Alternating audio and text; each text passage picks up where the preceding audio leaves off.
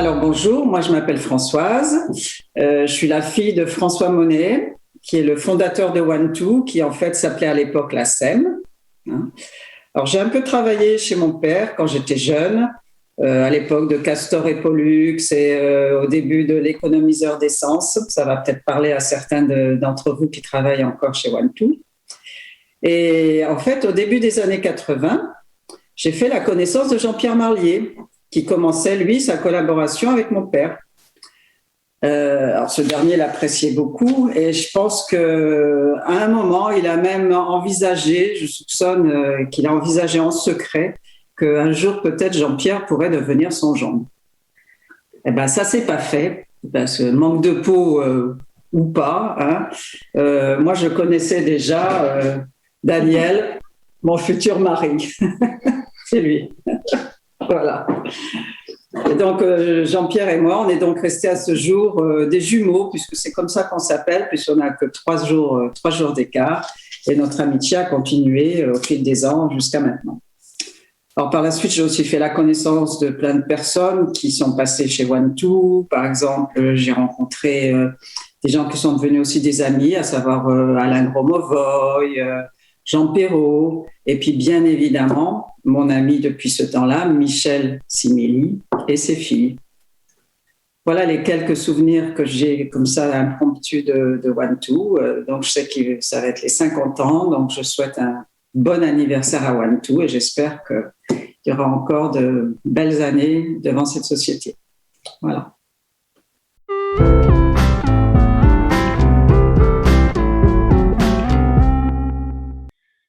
J'ai eu la chance de connaître M. Monet, fondateur de la société. Il faisait partie de ces gens qui ont le savoir inné, et ça dans de très nombreux domaines, ce que j'appellerais moi vulgairement le géo trouve tout, capable d'expliquer au monde arabe comment enterrer les cuves de gaz, ces énormes cuves qu'on voit au Sahara dans le sable, mais également de résoudre des problèmes dans la sidérurgie sur les laminoirs géants qui cassaient. Il avait, plus proche de nous, trouvé des solutions pour les litières de chats de façon automatique.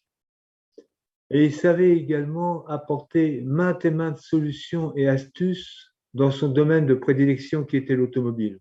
Et tout ça sans les moyens d'aujourd'hui, sans informatique, sans logiciel, sans imprimante 3D. Vraiment un savoir inné. C'est intéressant de voir que ce monsieur était écouté par des gens de chez Peugeot ou des gens de chez Renault.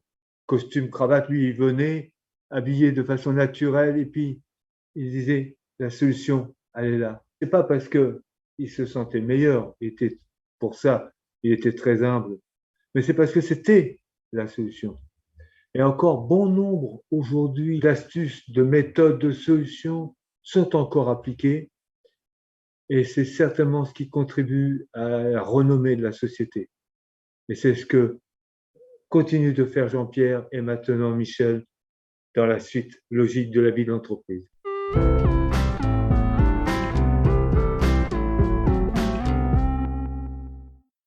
Attendez, vous allez me revoir bientôt. J'avais une petite inquiétude, mais voilà, là, tout va remarcher.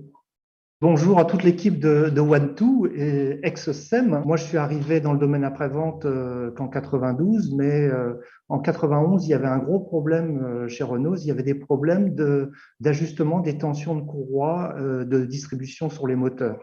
Et là, Jean-Pierre Marier, donc One2, et SEM à l'époque, est venu nous proposer un nouvel outil qui était un outil qui faisait la mesure de la fréquence de résonance du brin tendu de la courroie. Là, avec ça, on avait résolu définitivement le sujet. Alors ça, pourquoi? Parce que SEM One2, SEM à l'époque, était l'une des premières sociétés qui était capable de travailler à la fois dans le domaine mécanique, électrique et électronique, et donc était capable de proposer des solutions originales qui rebutaient la concurrence. J'ai quitté le domaine après-vente, mais j'essaye de visiter les salons équipe auto et j'essaye systématiquement d'aller sur votre stand parce que j'ai plaisir à rencontrer toute votre équipe qui a conservé cet esprit précurseur. Par exemple, comme vous le montrez maintenant dans une nouvelle mallette que vous avez faite pour le diagnostic des bruits, j'aurais bien aimé pouvoir travailler il y a quelques années avec vous sur ces sujets. Et donc, je souhaite un très joyeux anniversaire à toute l'équipe de One2 et je souhaite longue vie et prospérité à la société. Et je salue respectueusement son fondateur, Jean-Pierre. Voilà. Merci et bon anniversaire à vous tous.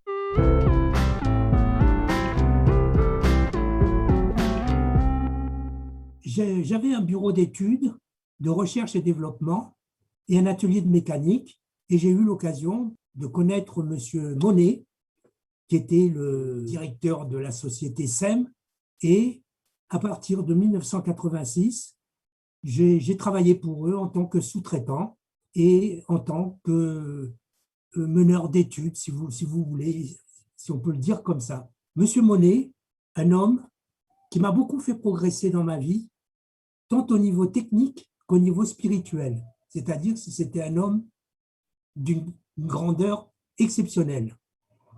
Je suis devenu un ami de monsieur Marlier, qui a pris la suite de monsieur Monet, et je l'ai suivi dans toutes ses sociétés, quand il a déménagé à Saint-Janet, quand il a déménagé à La Gaude, où là, j'ai eu le bonheur d'être directeur technique de la société SEM.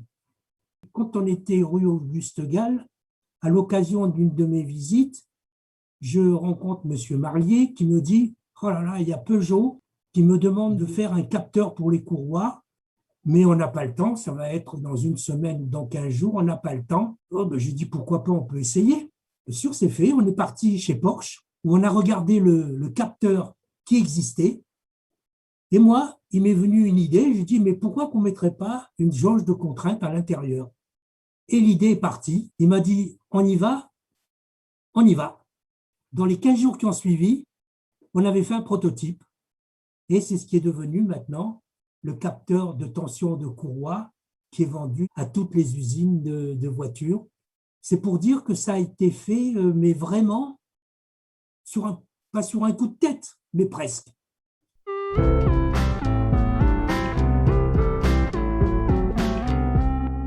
J'ai une anecdote avec Jean-Pierre Marier. On était monté de mémoire, on était monté chez Renault à Douai pour faire une mise en service. On est arrivé très tard à l'hôtel parce que on avait bossé toute la journée et l'hôtel, on n'y est arrivé que vers 11h, 11h30 le soir, je crois. Et Jean-Pierre avait réservé une chambre. Et quand on est arrivé à l'hôtel, on nous a donné la clé. On avait prévu d'être deux dans la même piole. Et quand on est arrivé dans la chambre dont la clé nous avait été remise par la réception, en fait, on a bien rigolé parce qu'en fait, il y avait des gens qui étaient en train de faire une partie de jambes en l'air. Donc, on est reparti en éclatant de rire parce que non seulement le gars ne nous avait pas donné la bonne clé, mais en plus, il y avait de l'activité dans la chambre. Et je m'en souviendrai tout le temps parce qu'on était écoulés de rire dans les couloirs à 11h30, minuit, et on a fini par nous redonner une autre clé de chambre. Mais ça m'est resté depuis 95, quoi.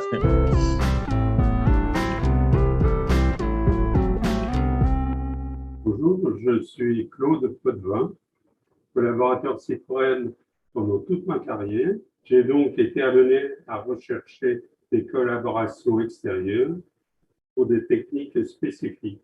La rencontre avec messieurs François Monet et Jean-Pierre Marlier a été très productive. Après Castor et Pollux, pour la carburation, le bondomètre a été développé pour le contrôle de la tension des courroies. Une unité SEM, nouvelle unité de mesure qui rejoignait volts, ampères, newtons et consorts. Que d'outils spécifiques développés avec Jean-Pierre. Un problème, un coup de téléphone, un échange d'idées, un proto, une validation, une fabrication et une dotation au réseau Citroën. Le tout en circuit court, dans un temps record et en toute confiance. Merci encore Jean-Pierre.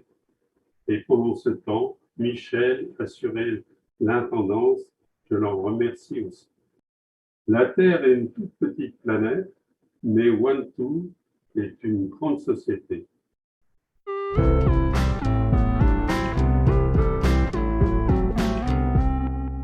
OneTwo, séquence 7, Stéphane Ortelli, première.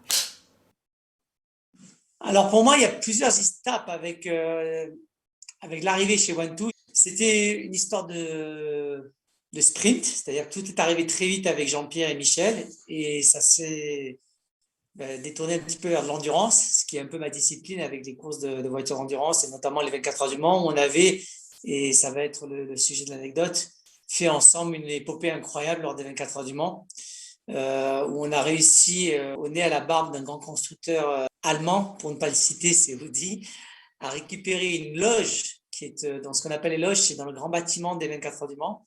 Et Jean-Pierre et Michel ont été très très malins et ont réussi à récupérer la loge qui était au-dessus. Et puis ça décalait un petit peu nos amis allemands. Et on mettait les gens de chez Audi en décalage avec les voitures qui s'arrêtaient pour faire le ravitaillement, notamment la voiture Audi PlayStation 1-2. Et on a fait une sacrée loge avec un réceptif incroyable. Mais en fait, moi, ce que je retiens, c'est les hommes et les femmes qui font l'entreprise. Parce que quand j'ai eu l'occasion en 2003-2004 de commencer à rentrer dans l'entreprise à travers des journées où je venais un petit peu parler des courses de voitures, on était en tête du championnat du monde. On a eu la chance d'être champion du monde ensemble dès la première année avec OneTwo. Cette petite marque, elle est faite de personnes qui m'ont présenté des outils. Et aujourd'hui, je peux encore les décrire. Et je me disais, waouh, je suis passionné. Si je devais travailler un jour dans l'entreprise, c'est dans cette entreprise-là que j'aimerais travailler. Ce qui fait la force de OneTwo, c'est de pouvoir expliquer très simplement quelque chose qui est très compliqué.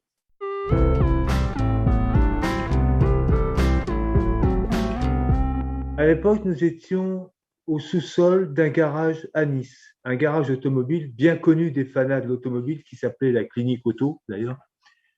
Et comme la plupart de ces petites entreprises qui étaient situées pas loin du port de Nice, c'était vétuste.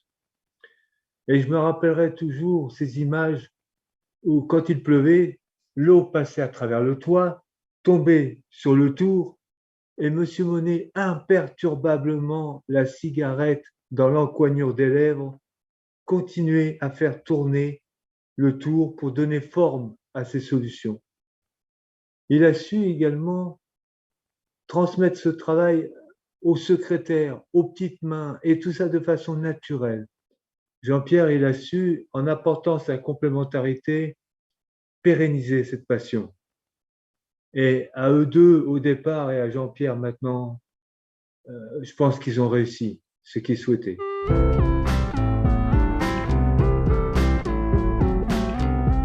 J'ai été la 5e employée de la SEM, donc vraiment au tout démarrage, et je suis graphiste et je travaille en communication d'entreprise. À cette époque-là, j'étais en intérim et Jean-Pierre avait eu connaissance que je faisais des petits boulots à droite à gauche. La première chose que j'ai fait pour lui, c'était un t-shirt pour une opération de parachutisme en chute libre. Ça s'était bien passé. Et du coup, après, il m'a demandé de faire une plaquette société. Ça a été très rigolo parce qu'en fait, moi, je travaillais à la Thomson Sintra Activité Sous-Marine, donc un site protégé avec badge et tout ça. Et il y a eu une fois, par exemple, au cours de la réalisation de cette plaquette société, où je me suis retrouvée donc je travaillais à l'intérieur de la Thomson sur les ordinateurs de la Thomson, puisque je n'avais pas encore d'ordinateur personnel. Et ensuite, j'allais au rendez-vous client en sortant de la Thomson, sortant du site, et on faisait le BAT sur les capots de la voiture. Donc, voilà, ça a été ma rencontre avec Jean-Pierre. Donc, je trouve le système un peu folklorique. Et du coup, après cette première opération, si on peut dire, il m'a fait confiance. Il m'a demandé si je voulais intégrer son entreprise pour m'occuper de tout ce qui était communication.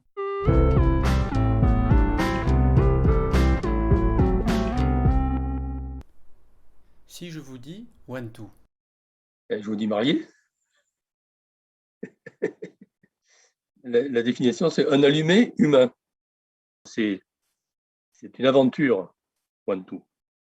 Mon métier, c'était plutôt d'accompagner les Christophe Colomb comme Jean-Pierre, dans la découverte d'Inde qui leur permettait d'arriver aux Caraïbes. Et donc One-Two, c'était en fait ça. Un de ses complices qui m'a fait rentrer un petit peu dans la boucle, aujourd'hui décédé, c'est Pierre-Jean Ollier, un ami historique de Jean-Pierre, et avec lequel nous avons, un des meilleurs souvenirs que j'ai sur le plan professionnel, nous avons régulièrement tous les lundis, je crois que c'était le lundi matin, tous les trois, entre plaisanteries et des sujets extrêmement sérieux, évoquer le futur de cette aventure. Voilà. C'est que 50 ans, pour un homme, pour une femme d'ailleurs, c'est en fait l'occasion d'avoir une deuxième vie. Et je souhaite donc à One-Two d'avoir cette chance d'avoir une deuxième vie qui valorise la première. Voilà.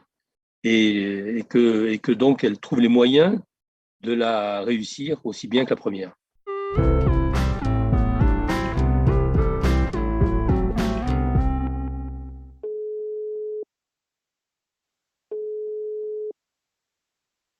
Oui, bonjour, c'est Jean-Pierre. Bon, moi, d'entrée, il faut que je dise bonjour Jean-Pierre et à toute l'équipe, forcément. Il y a 25 ans, évidemment, nous avions 25 ans, ce qui n'est pas rien. Je m'étais pris de passion en 1983-84 pour le contrôle technique en France. Et j'ai donc monté le premier centre ouvert en France à Bois d'Arcy. Et avec Jean-Pierre, nous avons ensemble travaillé sur un appareil qui mesure l'alignement des roues avant et arrière. Et c'est vraiment une anecdote, ça. Et en même temps, le mesurage des angles de braquage. Et Jean-Pierre, évidemment, avec toute son équipe, a développé un appareil qui s'appelait Auto-Aligne. Et c'était plutôt génial. Et nous n'avons pas pu fabriquer cet Auto-Aligne en série. Pourquoi ? Parce qu'il n'y avait pas de concurrence. Alors, sous prétexte qu'il n'y avait pas de concurrence, eh bien, le ministère ne pouvait pas donner l'obligation à tous les centres de contrôle d'acheter ce matériel. C'est quand même stupide. Non, mais ça, c'était quand même une anecdote de Jean-Pierre qui est pas banale quand même. On avait vraiment une volonté de faire des choses ensemble et nous avions eu l'idée de faire une société qui s'appelait JP Group, c'est-à-dire les deux Jean-Pierre en fait. Et puis malheureusement, nos conseillers juridiques ne se sont pas entendus et l'affaire ne s'est pas faite, mais ça a toujours été avec un grand regret. Donc évidemment, à Jean-Pierre, je dis un grand bravo d'avoir tenu cette société parce que contrairement à moi qui me suis fait racheter par les Américains il y a 25 ans, parce que moi, à 50 ans, j'ai lâché les rênes. Et là, Jean-Pierre était beaucoup plus fort que moi parce que ça, c'est un challenge. Hein. Il mérite ta médaille du travail.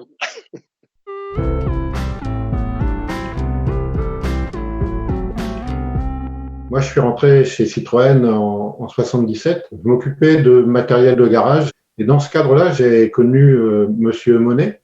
Monsieur Monet était ce qu'on appelait à l'époque je trouve tout carburologue. Dans les années 77-80, on avait des gros soucis avec tout ce qui était carburation, puis on commençait à parler de pollution. Monsieur Monet, il avait mis au point deux outils. Il avait mis un banc qui s'appelait Castor et un deuxième qui s'appelait Pollux. Donc il y avait Castor et Pollux et c'était des grandes machines qui avaient un rendement plus ou moins efficace. Et puis Jean-Pierre Marié, qui était toujours plein d'originalité, un jour il est venu avec ce petit appareil pour régler les carburateurs, la consommation des voitures. Dans les années 83, on a changé de technologie et arrivé les voitures avec des courroies de distribution.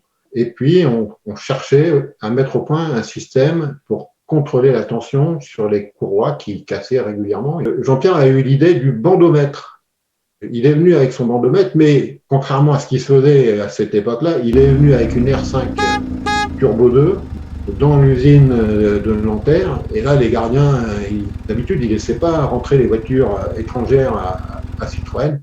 Et là, ils étaient tellement surpris de voir arriver cette grosse voiture qu'ils l'ont laissé rentrer. On est allé au bureau d'études à Vélizy, qui était à une trentaine de kilomètres. On a essayé le bandomètre. Et le bandomètre, après, il a donné une lignée d'appareils qui servent toujours pour contrôler les tensions de courroie. Sauf que le bandomètre de Jean-Pierre initial, Il était mécanique et maintenant il est électronique et il est beaucoup plus fiable que la première version.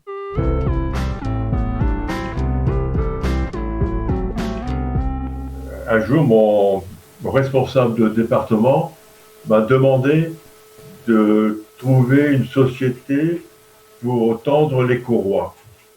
Donc j'ai contacté plusieurs fournisseurs, et dont à l'époque la SEM, M. Marié, qui est venu à la Française de mécanique exposer, présenter son petit, comment dire ça, son petit moyen de contrôle de courroie de distribution. À l'époque, ça s'appelait le petit criquet. Il est venu et puis bon, je lui ai dit, écoutez, c'est bien ce petit outillage, mais c'est un outillage de garage. Et j'aimerais avoir un outillage industriel. Et j'en ai parlé à mon responsable de département en lui disant, bon voilà, j'ai peut-être quelqu'un, mais c'est une société du sud de la France. Et il m'a dit, est-ce que tu es certain de pouvoir faire travailler les gens du sud? Je lui ai dit, ah oui, pourquoi pas. Et voilà, donc c'est parti comme ça. Et une petite anecdote,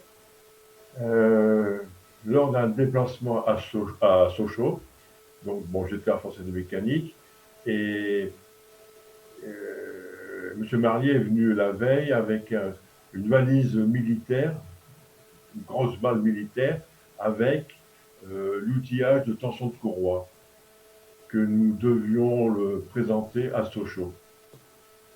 Et en cours de route, M. Marié a désiré prendre le volant. Il faisait déjà noir. En traversant un petit village, on a vu un éclair. Et on s'est dit, bon, les gens de l'Est, ils travaillent tard le soir. Je lui dis oui, par rapport à ceux du Sud, c'est vrai. En rentrant à la Française de mécanique, j'ai été appelé par mon responsable de département. Il me dit, Monsieur Smuraga, vous avez un excès de vitesse. Et lorsque j'ai téléphoné à M. Marié, il dit, c'est pas quelqu'un qui soudait dans son garage, c'était un flash. Et bon, on a eu un excès de vitesse, bon, voilà.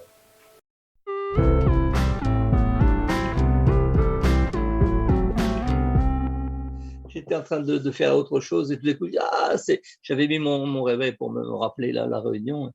Et donc, je me suis mis là-dedans, j'ai mis une lampe et voilà, c'est un peu à l'arraché. Oui, je sais que ça va durer 1 minute ou 15 secondes, à la limite, ou rien du tout d'ailleurs, c'est pas important. Je ne suis pas là pour ça, je ne suis pas là pour passer à la télé, hein, c'est pas le problème. Je peux vous raconter comment j'ai rencontré Jean-Pierre, si vous voulez. Jean-Pierre venait de rentrer à la SEM, c'était en 87 ou 88, et puis quand il a voulu développer la société, il a demandé à la Société de développement régional méditerranéenne de lui trouver un consultant. Et donc, je travaillais beaucoup avec la SDRM, et donc j'ai commencé à travailler avec Jean-Pierre, on s'est rencontrés dans un café, enfin ça s'est bien passé. Et puis peu de temps après, il a eu une grosse commande de PSA justement, commande qui représentait plusieurs, je vais dire 5 ou 6 fois le chiffre d'affaires de la structure, de la société. Donc la difficulté, c'était de trouver un financement qui permette de développer de finaliser cette commande. Et à cette tâche, on a réussi, on a trouvé avec, je crois que c'était le CIC d'ailleurs, d'après mes souvenirs, le financement. Et ça a été la première commande de PSA de produits électroniques. Avant, il n'y avait que de l'électromécanique. Et Jean-Pierre avait réussi à mettre au point un appareil de temps pour mesurer la tension des courroies grâce à l'électronique. Et j'ai retrouvé la SEM en 97, 98, juste avant qu'elle devienne One2 d'ailleurs, je crois, pour toujours un peu de consulting sur différents problèmes.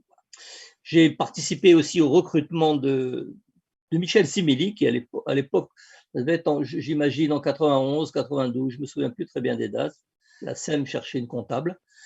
Et j'avais organisé ce recrutement et parmi toutes les candidats et candidates qu'on avait vus, c'était sans doute pas la plus diplômée, mais la plus motivée, celle qui laissait beaucoup d'espoir. Et ça s'est réalisé puisqu'elle est devenue ensuite directrice financière et puis autre chose. Je suis très très content de ses 50 ans, parce que je ne pensais pas à une époque, à une période difficile. Je crois que c'était 98, où il y a une période très difficile pour la SEM à l'époque. Et Jean-Pierre a su prendre les bonnes décisions au bon moment. Et finalement, je ne pensais pas qu'il allait arriver aussi bien.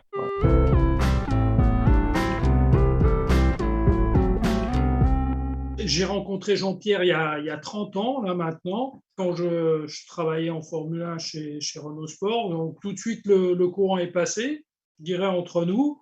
Donc, ce qu'on faisait, c'est qu'on mettait au point des systèmes de calage des moteurs de Formule 1. Et donc, Jean-Pierre est arrivé avec une solution vraiment novatrice. Et puis, il était à l'écoute. C'est vraiment quelqu'un de charmant et toujours positif et puis sympa, pas stressé. Donc, c'est vrai que le courant est tout de suite passé. Un mois après, je suis parti de Renault Sport. Je suis allé en Australie, j'ai fait divers trucs.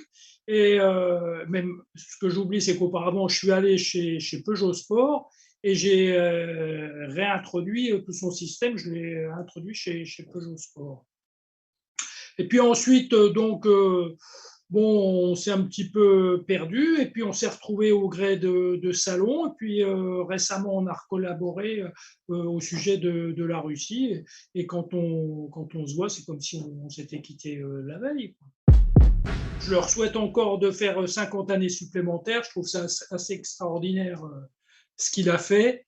Et toujours novateur, toujours en avance. Et donc, je pense que c'est grâce à ça qui sont toujours là et qui continuent. Je suis de cœur avec eux. Et si je peux les aider, notamment sur la Russie, ce sera avec un grand plaisir. Na zdrowie, One-Two et Jean-Pierre.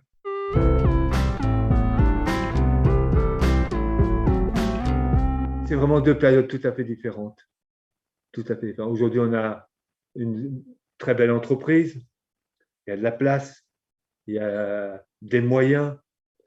Dans le fond du garage de la clinique automobile, le matin, je comptais les champignons sur les murs. Ils poussaient, je faisais laquelle je me croyais. Je suis parisien, chacun a ses défauts. Et je m'imaginais dans les tunnels des champignons de Paris. Tous les matins, quand je venais travailler, j'allais voir mon mur et les petits champignons, ils étaient là. Quand on rentrait le matin, qu'il y avait cette odeur de forêt en automne, de champignonnière, mais plus de forêt. Là, il y a 2 jours, j'étais au fin fond d'une forêt extrêmement humide. La première chose qui m'est venue, j'ai retrouvé cette odeur que j'avais dans ce garage. Alors, je ne sais pas qui était à sa place, qui n'était pas à sa place, mais ça m'a tout de suite fait penser à ce coin de mur où il y avait ces petits champignons qui... Il n'y avait pas de normes à l'époque, pas de qualité, pas d'inspection du travail qui venait dire le thermomètre, il dit que le déo. Ils ont peut-être un peu râlé que l'eau tombait sur le tour. Oui, parce qu'électriquement, ce n'était pas ce qu'on faisait de mieux. Mais ça a été aussi une des raisons pour lesquelles Jean-Pierre a déménagé. C'était déjà trop petit. On est venu après s'installer à Saint-Genès, là-haut, chez IBM. Cool. Première fois que l'entreprise avait, dans son bail, un tennis et une piscine. Et bien sans dire que la piscine n'a jamais vu l'eau toute sa vie et que le tennis était dans un état où une chèvre aurait été plus contente que nous.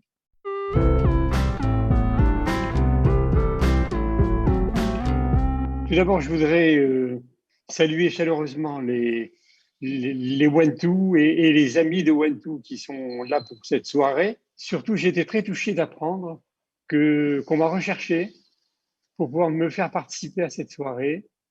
Et donc, vraiment, j'en suis très sensible et je remercie les gens qui l'ont fait pour leur fidélité.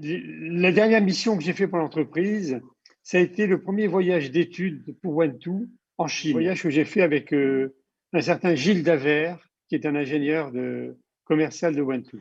On a fait une petite étude à travers les constructeurs français qui sont installés en Chine, en particulier Citroën et Peugeot, qu'on a été voir à Wuhan, la fameuse ville de Wuhan. À l'époque, c'était la grande mode des copies par les Chinois, et donc les Chinois ont copié les outils de One-Two. Alors on leur a dit que c'était pas bien, et ils nous ont surpris en disant mais écoutez, on vous comprend pas, vous devriez au contraire trouvé que c'est une bonne chose parce qu'on on ne copie que les gens bien, on ne copie que les grandes marques. On a fait le salon de l'automobile de Shanghai. Donc, on a eu un stand et j'ai eu l'idée de faire un reportage photo sur les voitures qui étaient exposées dans ce salon. Et il faut savoir que dans ce salon, traditionnellement, devant chaque voiture, il y a un mannequin, une superbe fille chinoise, très bien maquillée, avec un très beau sourire, et qui est là, quand vous prenez une photo, elle sourit d'autant plus. Et alors donc, moi, j'ai pris les photos de mes voitures, j'ai fait tout le salon comme ça, j'ai dit, ça pourra peut-être servir. Et quand j'ai amené ce document, les gens ont été surpris, et sans trop me le dire, mais j'ai l'impression qu'ils se sont demandé est-ce que c'était un reportage de photos de voitures ou un reportage de photos de mannequins. Et donc, je ne sais pas pour quelle raison, si c'est mon reportage de nana chinoise ou si c'est le fait que les Chinois nous ont copié, toujours est-il que Jean-Pierre Marlier a décidé d'arrêter l'activité chinoise pour le moment. J'espère que One2 continuera sur sa lancée et que peut-être dans 10 ans, on me recherchera et je viendrai encore vous parler. Voilà, donc je voulais souhaiter bonne route à One2.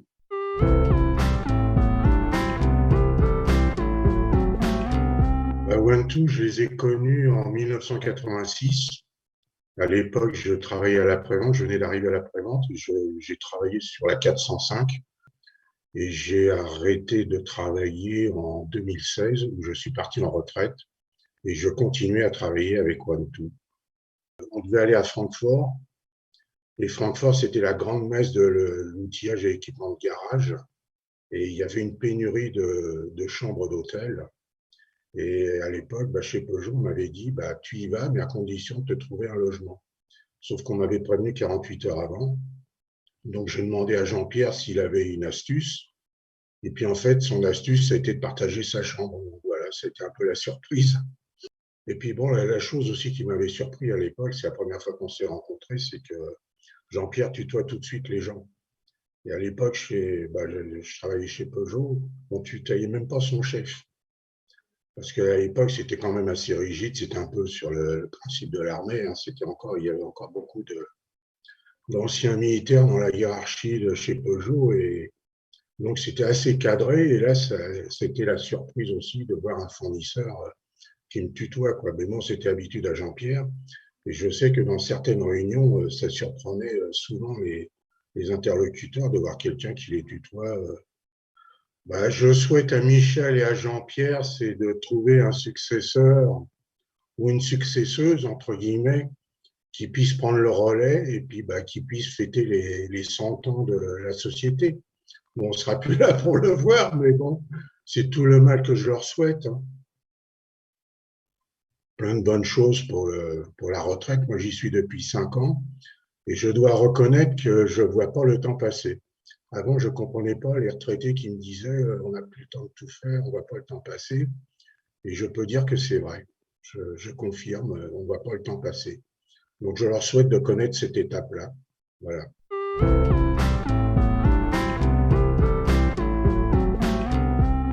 Je peux dire que j'apprécie énormément le cadeau qui m'a été fait à l'occasion des 40 ans de la société One2. Et je l'utilise quasiment tous les week-ends.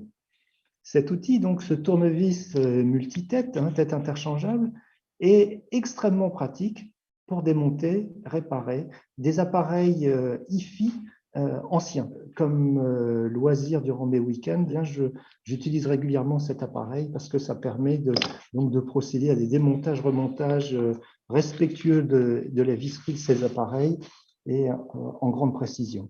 Donc, il est tout à fait représentatif de la qualité des outils One2. Merci à One2.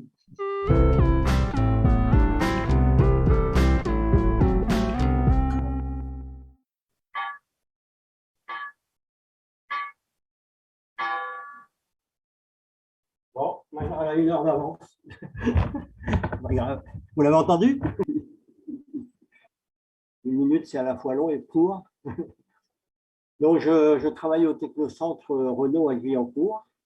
Et mon périmètre, c'était le montage et l'équilibrage des roues dans les usines du groupe Renault. Et, il y a quelques années, nous avons eu à mettre en place un moyen qui permettait d'appairer les valves qui mesurent la pression intérieure des pneumatiques avec le calculateur du véhicule. C'est un projet qui a duré à peu près 2 ans avec une contrainte réglementaire qui était d'avoir équipé toutes les usines concernées de ce moyen avant la fin de 2013. C'est la société One2 qui a été choisie pour mettre en place ces moyens. Les principaux interlocuteurs que j'ai pu avoir, c'est Didier Respo qui était le chef de projet et Jean-Marc Marchetti qui était responsable automatique. C'est dans une ambiance très sympathique et très très constructive que nous avons, malgré toutes les difficultés que nous avons rencontrées, mené à bien le projet et respecté l'échéance. Le point technique remarquable que nous avons réussi à faire, c'est de mettre en fonction, non seulement à la date prévue, mais le même outillage, le même moyen, rigoureusement identique, c'est-à-dire qu'il était capable de prendre en compte toute la diversité de toutes les usines réparties dans le monde. Voilà, j'ai raté mon truc, c'est pas grave. Donc le point technique, on le reprend, voilà. Le point technique remarquable est d'avoir mis en fonction un moyen rigoureusement identique, donc capable de prendre en compte toute la diversité des 15 usines du groupe réparties dans le monde. Je crois que c'est la première fois que j'accepte de parler dans un micro et devant une caméra. Comme quoi je vis ici. Ah oui, c'est un truc. Oui, c'est un baptême, oui, tout à fait, parce que c'est vraiment, jusqu'à maintenant, je n'ai jamais réussi psychologiquement à le faire. Ben, quelque part, ça m'a fait bien plaisir d'être contacté par Madame Chimelli pour faire partie des gens qui vont rentrer dans cette fête des 50 ans, qui n'est pas rien. 50 ans d'une vie de société, c'est quand même pas mal. Et j'espère que ça va durer encore longtemps et surtout dans la même ambiance de travail. Ça va, ça?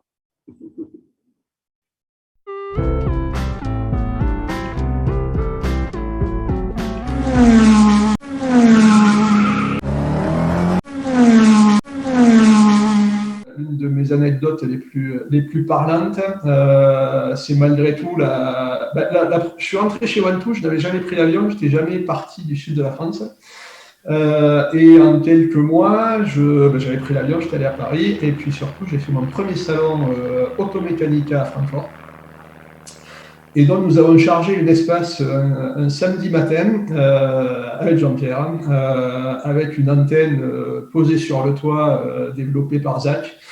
Et on est monté, on a passé 10 heures ensemble dans une voiture pour arriver jusqu'à Francfort. Et c'était la première fois que je sortais de France, c'était la première fois que j'arrivais à Francfort. Et c'était la première fois aussi que je visitais la ville. Voilà, donc j'en garde un souvenir ému de nos visites de la ville de Francfort lors de mon premier salon, alors que j'étais tout juste diplômé. Donc pour moi, la SEM de l'époque et One2 après, ça a été quand même la société de toutes les premières fois, enfin de nombre de premières fois. Après le bandomètre mécanique, Jean-Pierre a su intégrer dans un capteur piézoélectrique dans lequel on peut comprimer la courroie et on arrive à lire la valeur de tension de la courroie sur ce petit appareil qui est un appareil qui est fiable et qui est utilisé maintenant chez tous les réparateurs pour vérifier la tension des courroies. Cette pièce-là, c'est une pièce d'un moteur tout à fait spécifique. C'est un moteur Wankel. Et en fait, cet objet-là, il est présent parce que Jean-Pierre, il m'a encouragé pour restaurer une voiture avec un moteur Wankel. Donc, c'est un triangle qui tourne dans une trochoïde. Et c'est un moteur tout à fait original. Voilà un peu les aventures avec Jean-Pierre.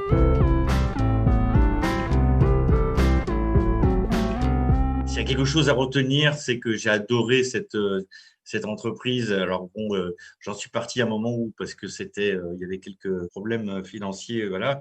Mais ça a été la seule fois dans ma vie où j'ai pleuré. Mais quand je dis pleurer, c'était pas intérieur, j'ai pleuré en quittant l'entreprise. Voilà. C'est en 43 ans d'activité, je peux pas dire mieux. Et j'ai toujours eu un immense respect pour Jean-Pierre, pour sa compétence, enfin voilà, ça a été mon meilleur patron de toute ma carrière professionnelle. Voilà. Et je le dis avec beaucoup d'humilité. J'en ai presque encore la chair de poule en le disant parce que ça a toujours été ça. Donc, je vais dire de plus, à part relever, mais il m'aura certainement reconnu à ce moment-là. Donc, voilà, Jean-Pierre, c'est un immense plaisir d'être en face de toi avec ce déguisement à la noix. Mais tu sais qu'on a une petite passion tous les deux, c'est pour l'aviation. Toi, tu as en plus la passion de la voiture. Et on a une petite passion commune, c'est l'aviation. Alors, c'est pas un vrai casque de pilote, mais ça peut toujours aider. Et puis, j'irai faire les manifs avec, ça évitera de prendre des coups de matraque sur la tête. Je souhaitais descendre, vous rejoindre, mais c'est vrai que ça faisait un trajet très long et c'était un petit peu compliqué. Donc, c'est pour ça l'idée de la vidéo m'avait beaucoup plu. Ça me permettait d'être presque un petit peu avec vous. Et je te fais un énorme bisou, plein d'amitié, plein de tendresse. Voilà. Et que One2 continue longtemps.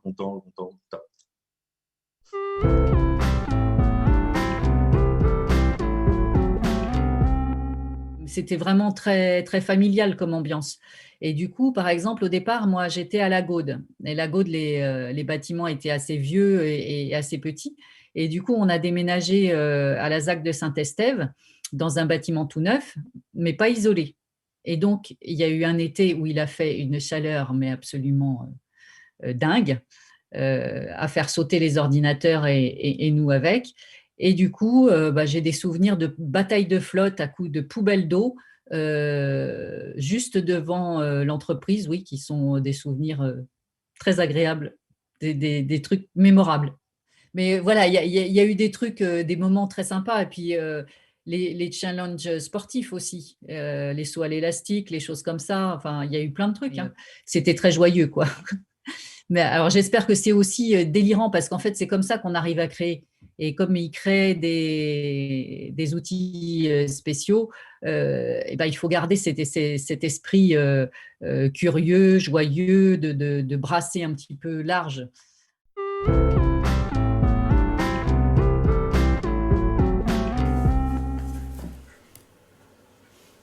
One2 57, deuxième.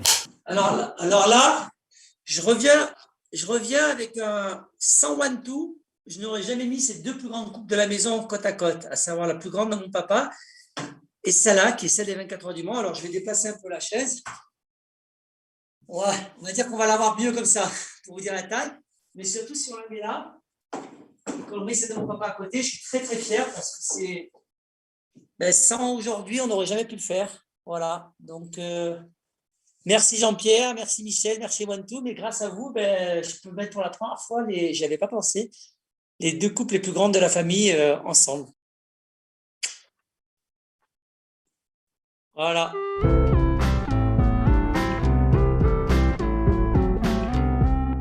Dans le bon sens, il y a un mot que j'aime beaucoup aussi. C'est le mot être feignant.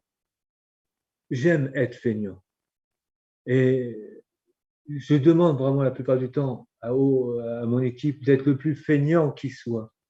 On fait les choses une fois, on ne les fait pas deux fois. Mais pour faire les choses une fois, il faut savoir anticiper, il faut savoir prévoir bien longtemps à l'avance.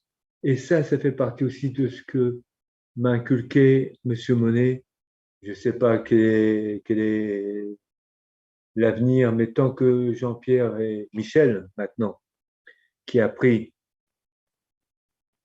la complémentarité également, comme Jean-Pierre a pris la complémentarité de M. Monet, Michel apporte de son côté sa part. Et à eux deux, ils boostent, ils tirent. J'espère que j'aurai apporté à mon niveau ma petite pierre dans ce mur en pierre taillée qu'ils ont construit tous les deux. C'est vraiment une belle entreprise.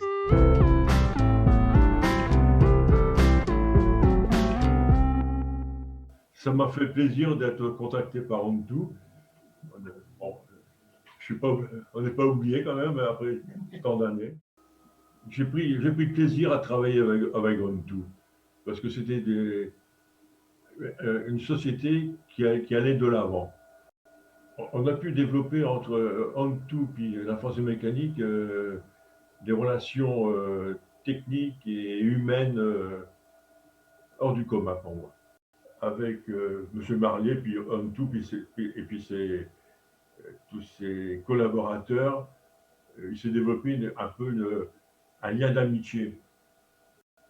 Bah, écoutez, On2, en la mémoire de... Non, je recommence. Je souhaite un joyeux anniversaire à On2 pour ses 50 ans de labeur et de technique.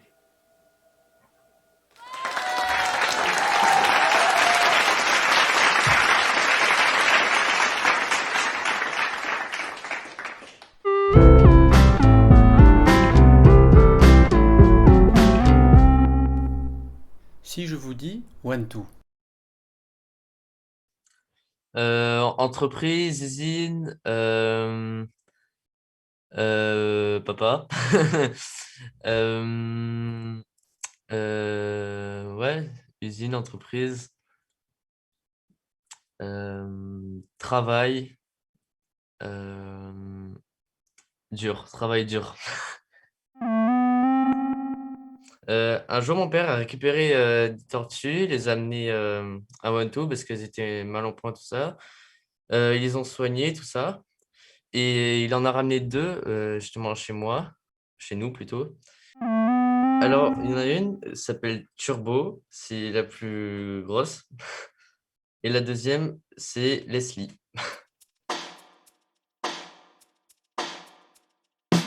Alors moi, c'est Turbo. Je souhaite un bon anniversaire des 50 ans à One2.